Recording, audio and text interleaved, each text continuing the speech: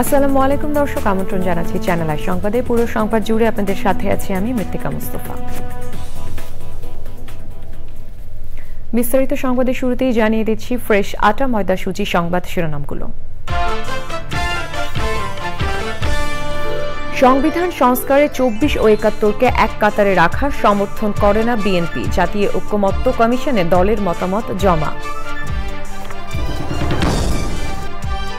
সংস্কার নয়, নতুন সংবিধান চায় জাতীয় নাগরিক পার্টি। 72-এর সংবিধান দাঁড়িয়ে আছে মুক্তিযুদ্ধের ঘোষণাপত্রের বিরুদ্ধে বলে দাবি। এবং সংস্কারের পাশাপাশি জনগণের উপকারের কথাও চিন্তা করতে হবে বললেন তারেক রহমান। আওয়ামী আমলে প্রতিটি প্রতিষ্ঠান ধ্বংস করা হয়েছে মন্তব্য।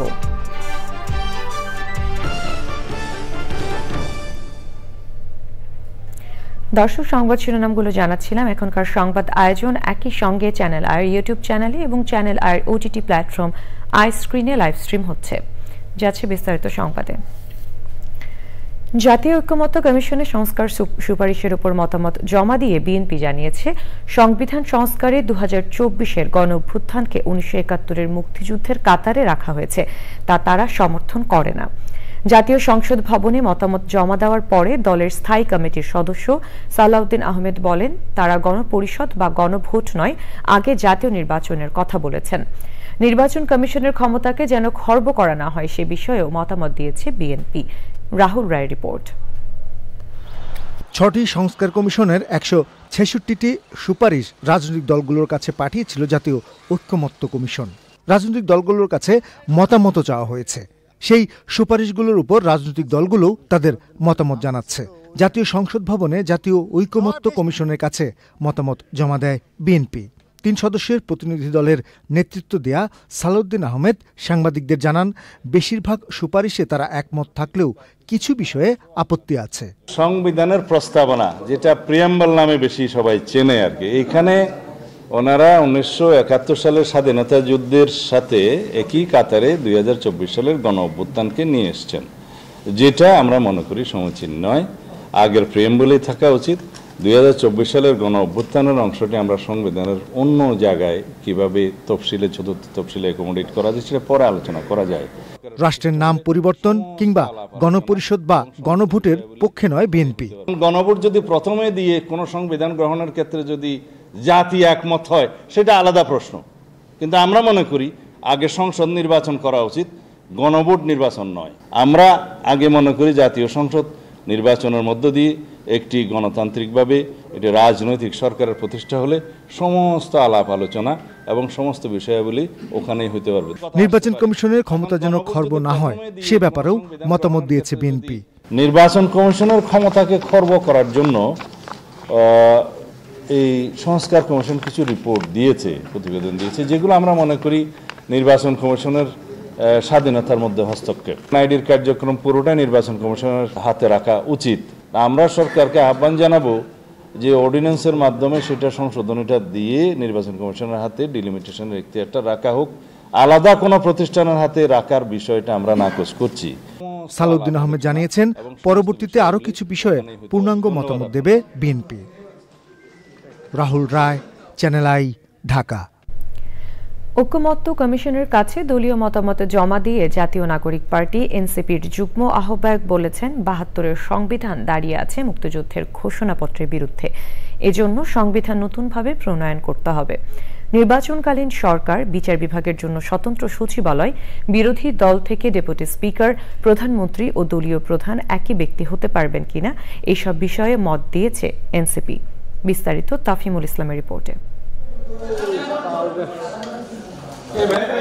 জাতীয় ঐক্যমত্য কমিশনে দলীয় মতামত জমা দিয়েছে জাতীয় নাগরিক পার্টি। কমিশনের সহসভাপতি আলী রিয়াজের হাতে মতামতগুলো প্রস্তাবনা আকারে তুলে দেন এনসিপির সংস্কার কমিশনের প্রতিনিধি দল। পরে সংবাদ মাধ্যমে মুখোমুখি হয়ে কি প্রস্তাবনা তুলে ধরা হয়েছে এ নিয়ে কথা বলেন নবগঠিত দলটির যুগ্ম আহ্বায়ক। ডেপুটি স্পিকার তারা 2 জন প্রস্তাব করেছেন, আমরা বলেছি 1 জন হয় যথেষ্ট এবং এটা বিরোধী দল থেকে হওয়া উচিত। প্রধানমন্ত্রী, সংসদ নেতা এবং মানে দলীয় প্রধান একই ব্যক্তি যেন না হয় এটা প্রস্তাব তারা করেছেন। আমরা বলেছি প্রধান, এটা ঠিক আছে, কিন্তু প্রধানমন্ত্রী ও সংসদ নেতা একই ব্যক্তি হতে পারেন অর্থ বিল এবং দলের বিরুদ্ধে অনাস্থা ভোট ছাড়া অন্যান্য সকল ক্ষেত্রে স্বাধীন মতামত দিতে পারবেন সংসদ সদস্যরা। 2 হাউসের প্রস্তাব এসেছে, দ্বিকক্ষ বিশিষ্ট পার্লামেন্ট। এক্ষেত্রে আমরা বলেছি যে উচ্চ কক্ষের প্রার্থী এটা আপনাকে নির্বাচনের আগেই ঘোষণা করতে হবে। বিচার বিভাগের স্বাধীনতার ক্ষেত্রে আমরা বলেছি যে আর্থিক স্বাধীনতার কথা এসেছে, প্রস্তাব করেছেন, আমরা মনে করি এটা ভালো প্রস্তাব, কিন্তু বিচার বিভাগের স্বতন্ত্র সচিবালয় প্রতিষ্ঠা করতে হবে। গণপরিষদ নির্বাচনের মাধ্যমে নতুন সংবিধানের দাবি জানিয়েছে এনসিপি। শুধুমাত্র নতুন সংবিধান লেখার ক্ষেত্রেই গণপরিষদ ডাকতে হয় এই ধারণাটা ঠিক না। আমরা অনেকগুলো দেশের উদাহরণ দেখেছি, সেক্ষেত্রে তারা সংবিধানের বড় কোনো পরিবর্তনের ক্ষেত্রে গণপরিষদ নির্বাচনের আয়োজন করেছে। ডমিনিকান রিপাবলিকে এই পর্যন্ত 32টা সংবিধান গ্রহণ করা হয়েছে, থাইল্যান্ডে 20টা সংবিধান গ্রহণ করা হয়েছে, ভেনেজুয়েলায় 20টা সংবিধান, তাতে করে দেশগুলো পৃথিবী থেকে উড়ে যায় নাই। ফলে এই আলোচনাগুলো যারা করেন যে বাংলাদেশে ইতিমধ্যে একটা রাষ্ট্র আছে, ইতিমধ্যে সংবিধান আছে, আবার কেন দরকার, তারা ঠিক দাবি তোলেন বলে আমাদের কাছে মনে হয় না। সরকারকে সিদ্ধান্ত নিতে হবে জাতীয় রাজনৈতিক ঐক্যমত্যের ভিত্তিতে যে আগামী নির্বাচনটা গণপরিষদ নির্বাচন হবে। জাতীয় ঐক্যমত্য কমিশনে 166 প্রস্তাবের মধ্যে 22টি প্রস্তাবে এনসিপি একমত নয়, তবে 113টিতে একমত ও 29টিতে আংশিক একমত হয়েছে দলটি। তাফহিমুল ইসলাম, চ্যানেল আই, ঢাকা। বিএনপির ভারপ্রাপ্ত চেয়ারম্যান তারেক রহমান বলেছেন, বিভিন্ন সংস্কার পদ্ধতি নিয়ে যে আলোচনা হচ্ছে তাতে রাজনীতিবিদদের লাভ হতে পারে, কিন্তু জনগণ কি চাই সেই চিন্তা সবার আগে করতে হবে।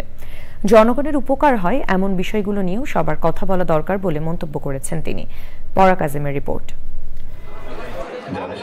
রাজধানীর একটি হোটেলে জাতীয়তাবাদী সমমনা জোটের আয়োজনে ইফতার ও দোয়া মাহফিল। জোটের সমন্বয়কারী ডক্টর ফরিদুজ্জামান ফরহাদের সভাপতিত্বে সংক্ষিপ্ত আলোচনায় অংশ নেন জোটের নেতারা।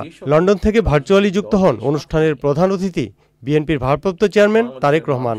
বক্তৃতায় তিনি বলেন, আওয়ামী লীগ সরকারের সময়ে ভোটের অধিকার কেড়ে নেওয়া সহ দেশের প্রতিটি প্রতিষ্ঠান ধ্বংস করে ফেলা হয়েছিল। যেই প্রতিষ্ঠানগুলোকে ধ্বংস করে দেওয়া হয়েছিল সেই প্রতিষ্ঠানগুলোর আমাদেরকে মেরামত করতে হবে। এবং যেহেতু আমাদের রাজনীতি হচ্ছে বাংলাদেশকে ঘিরে, বাংলাদেশের জনগণকে ঘিরে, আমাদের রাজনীতির সবচেয়ে বড় পুঁজি হচ্ছে এই দেশের জনগণ। কাজেই এই বিষয়গুলোকে যদি আমরা মেরামত না করি, এই কাঠামো, রাষ্ট্রের এই কাঠামোগুলোকে যদি মেরামত না করি, এই দেশকে আমরা আমাদের কাঙ্ক্ষিত লক্ষ্যে নিয়ে যেতে পারবো না। চলমান সংস্কারের আলোচনা নিয়েও নিজের বক্তব্য জানান তারেক রহমান। সংস্কারের যেই বিষয়গুলো নিয়ে মিডিয়া গরম, সেই বিষয়গুলোর কোন রকম পরিবর্তন হলে প্রত্যক্ষ বা পরোক্ষভাবে হয়তো রাজনৈতিক দলগুলো উপকৃত হবে, রাজনীতিবিদরা উপকৃত হবেন হয়তো, বা পরিবর্তন হতে পারে রাজনীতির কিছু কিছু, কিন্তু আমাদের রাজনীতির সবচেয়ে বড় যে পুঁজি জনগণ, তাদের ইস্যুগুলোকে নিয়ে আমাদের কি কথা বলা উচিত না? তাদের ইস্যুগুলোকে নিয়ে আমাদের কি চিন্তা ভাবনা করা উচিত না?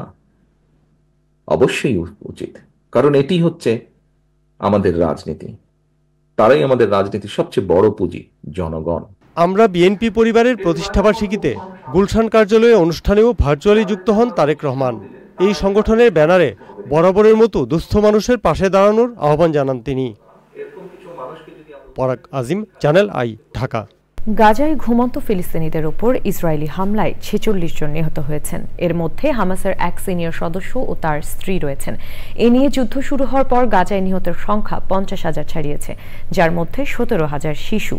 এদিকে যুদ্ধবিরতি চুক্তি লঙ্ঘন করে লেবাননে হামলা অব্যাহত রেখেছে ইসরায়েল। এছাড়া যুক্তরাষ্ট্র ইয়েমেনে বোমা হামলা চালিয়েছে।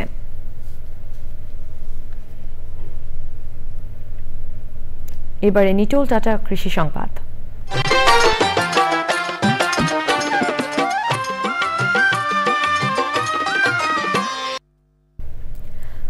ময়মনসিংহে কম দামের সবচেয়ে পুষ্টিকর গোখাদ্য হিসেবে জনপ্রিয় হয়ে উঠেছে ভুট্টার সাইলেজ। এই গোখাদ্য একদিকে যেমন গরু মোটা তাজা করছে, অন্যদিকে অধিক পরিমাণ দুধ উৎপাদনে ভূমিকা রাখছে। ময়মনসিংহ থেকে স্টাফ রিপোর্টার শেখ মহিউদ্দিন আহমেদের তথ্য ভিডিও চিত্র নিয়ে সৈয়দ অদিতের রিপোর্ট। ভুট্টা এখন শুধু পপকর্ন কিংবা আটা তৈরির কাজে ব্যবহার হচ্ছে না, প্রক্রিয়াকরণের মাধ্যমে সবচেয়ে কম দামে বেশি পুষ্টিকর গোখাদ্য হিসেবে ময়মনসিংহে তৈরি হচ্ছে ভুট্টার সাইলেজ। ভুট্টার সাইলেজ প্রোটিন, মিনারেল ও ভিটামিন সমৃদ্ধ হওয়ায় গরু মাংস বৃদ্ধি, মোটাতাজাকরণ ও অধিক দুধ উৎপাদন সহ গরুকে রাখছে সুস্থ ও সবল। সরকারিভাবে আমাদের যারা কর্মকর্তা আছেন তারা আমাদের একটু দেখভাল করেন, তাহলে এটা আমরা অনেক দূরে এগিয়ে নিয়ে যেতে পারবো। তাই আমি চাই যে নিজেকে একজন উদ্যোক্তা হিসেবে গড়ে তোলার জন্য, কারণ এই দেশের সম্পদ হিসেবে নিজেকে ব্যবহার করার জন্য। ভুট্টার সাইলেজ সম্ভাবনাময় গোখাদ্য হওয়ায় এটি উৎপাদনের আগ্রহ বেড়েছে শিক্ষিত বেকার যুবকদের। দুধ 1 সের দেয়, এই ভুট্টাটা কামাইলে এই গাভীর দুধ 2 সের দেয়। যখন দানাদার খাবার পরিবেশন করি তো অনেক আমার উৎপাদন খরচ বেড়ে যাচ্ছিল। আসলে সাইলেজটা হচ্ছে এটা ভুট্টা দিয়ে তৈরি করা স্বল্প মূল্যে অধিক পুষ্টিকর একটি দানাদার খাদ্য। পশুদের খাদ্যের তালিকায় সাইলেজ এখন বর্তমান বাজারে সবচেয়ে চাহিদা বেশি। প্রাণী সম্পদ অধিদপ্তর বলছে গবাদি পশু পালনে আধুনিক প্রযুক্তি ব্যবহারে খামারিদের দেওয়া হচ্ছে সব ধরনের সহযোগিতা।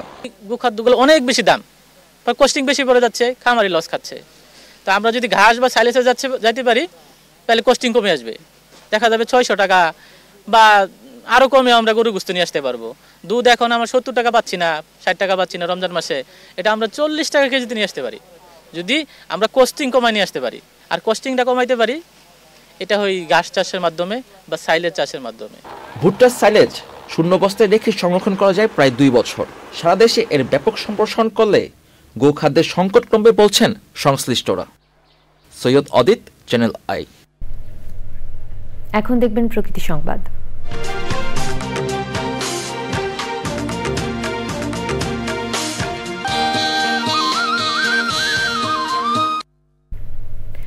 দখলদারদের দৌরাত্মে অস্তিত্ব সংকটে সাভারের বংশী নদী দখলে এবার নির্মাণ করা হচ্ছে বিভিন্ন পাকাপোক্ত স্থাপনা। অভিযোগ, প্রকাশ্যে নদী ধ্বংস চললেও অবৈধ দখলদারদের শাস্তি হয় না। আর নদী দখলমুক্ত করতে উচ্ছেদ অভিযানে সীমাবদ্ধ প্রশাসনের কর্মতৎপরতা। জাকির হাসানের তথ্য, ভিডিও চিত্র নিয়ে মোশাহিদ রনির রিপোর্ট। নদীর ভেতরে টিনের স্থাপনা নির্মাণে প্রশাসনের অনুমোদন সহ নানা যুক্তিতে চলছে বংশী নদী দখলের প্রতিযোগিতা। জমির মালিকানা তো আপনার না, নদীর জমি, এটি কার কথাই দিয়ে নিচ্ছে? এখন ভাই দুজনে যে দিচ্ছে মনে করেন একটা তো কথা বলছে, যদি না হইব কিছু করবার নাই। নদী বরফ করতেছে, বরফ করে নদী মাইরে ফেলাই দিতেছে, অনেক ছোট বানিয়ে ফেলা দিচ্ছে। নদীর যে একটা সৌন্দর্য, নদীর পাশে যে ঘোরার যে একটা আনন্দ, ওই আনন্দটা আসলে এখানে আমরা উপভোগ করতে পারি না, খুব মিস করি নদীটাকে। শুধু নামাবাজারি নয়, বংশী নদীর যতদূর চোখ যায় দৃষ্টিসীমায় ধরা পড়ে তীর দখলের মহোৎসব। নদীর জমিতে নির্মাণ করা হয়েছে আধা পাকা দোকানসহ বিভিন্ন স্থাপনা। এতে নাব্যতা হারাচ্ছে নদী, নষ্ট হচ্ছে জীববৈচিত্র্য। ওই সাইনবোর্ডটা মূলত আমাদের জেলা প্রশাসনের মাধ্যমে আসছে, ওটা হলো যে সীমানাটা ওখানে দেওয়া হয়েছে, ওটার বাইরে কোনো কেউ ভালো দেখে।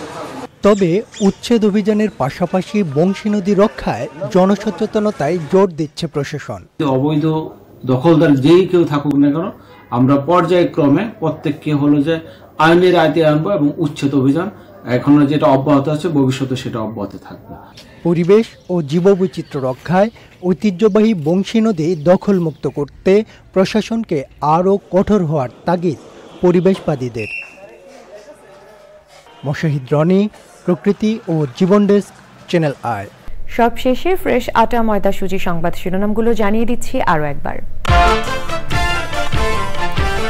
সংবিধান সংস্কারে 2471-কে এক কাতারে রাখা সমর্থন করে না বিএনপি, জাতীয় ঐক্যমত্য কমিশনে দলের মতামত জমা।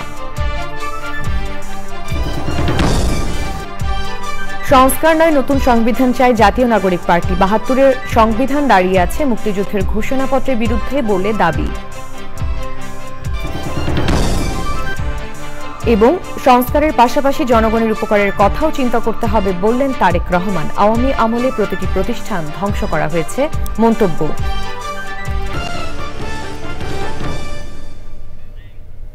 চ্যানেল আই সর্বশেষ সংবাদ জানতে ভিজিট করুন channelionline.com এবং যুক্ত থাকুন আমাদের সোশ্যাল মিডিয়া প্ল্যাটফর্মগুলোর সাথে। এই ছিল এখনকার সংবাদ। সবাইকে সাথে থাকার জন্য ধন্যবাদ।